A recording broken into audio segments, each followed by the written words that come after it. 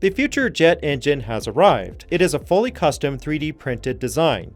So instead of thousands of components, bolts, and seals, 3D printing unlocks integrated monolithic structures. And the technology is leading towards pre-cooler technology that unlocks hypersonic flight.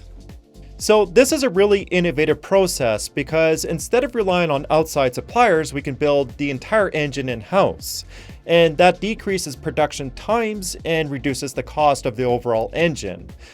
The main problem is that your build volume is limited, so there's going to be a limitation on the size of engine you can produce. This is not to mention that there are many problems associated with 3D printing, because it was very difficult to make structurally sound components without premature failure. It was not very long ago when we started to see advanced 3D printed designs. They proved that algorithmic engineering can enhance the performance of the design, but you cannot exactly make a reliable engine. And this was because early days of 3D printing or additive manufacturing produced porous and weak metal structures. The old carbon dioxide lasers were simply too weak, and the intensity was not uniform. Today we're starting to use high-power fiber lasers. Its beam is very uniform and accurate, and the wavelength is highly absorbed by the metal. With multi-laser arrays, the part can be heated uniformly and be printed in a very rapid succession. But the neatest thing that 3D printing has done is unlocked an entire new generation of unweldable superalloys that was previously impossible to manufacture using traditional casting or forging. So something like NASA's GRX 810 can handle very high temperatures, yet is very lightweight as well. With a powder bed, you can print layer by layer, and this unlocks three-dimensional designs that was simply not possible before. And BIF Industries has found a way to effectively produce these engines at a mass scale. Their Frenzy 8 turbojet produces around 200 pounds of thrust, and they're developing a 1,000-pound turbofan called the Rampart. Turbojets are kind of like the performance sports car.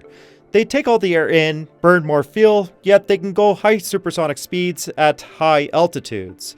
Turbofans bypass some of the air, so they utilize less fuel and are more efficient. As of right now, the company has been awarded a $30 million contract by the US Air Force, and they plan to build thousands of these military engines. So as of right now, the company could potentially build a 5,000 pounds of force turbofan. And theoretically, you could implement this into something like a Gulfstream 150. But the problem is that the technology is not proven for thousands of flight hours, so we're not going to simply just see these jet engines in commercial passenger aircraft anytime soon. Another thing too is that as you get into these larger build volumes, the economics of 3D printing starts to fall apart. So you're definitely not going to see like a GE9X be 3D printed. But having said that, these new engines are utilizing hybrid 3D printed components. The GE9X is one of the most powerful turbofan engines in the world, and it can produce around 110,000 pounds of takeoff thrust, and two of these engines power the Boeing 777X. What makes this engine interesting is that it contains over 300 3D printed parts, with the most critical component being the low pressure turbine blades. They are printed from a notoriously difficult to machine exceptional material called titanium aluminide.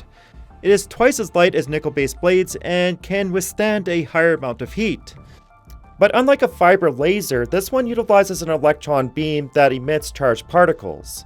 And this fabrication process works in a high temperature vacuum. It's arguably one of the best methods to 3D print this exotic material. But the trade-off is that it's a little bit slower than conventional laser printing.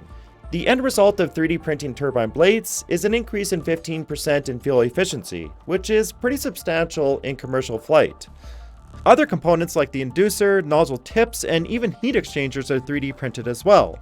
So the custom three-dimensional forms of 3D printing can handle complex fluid dynamics.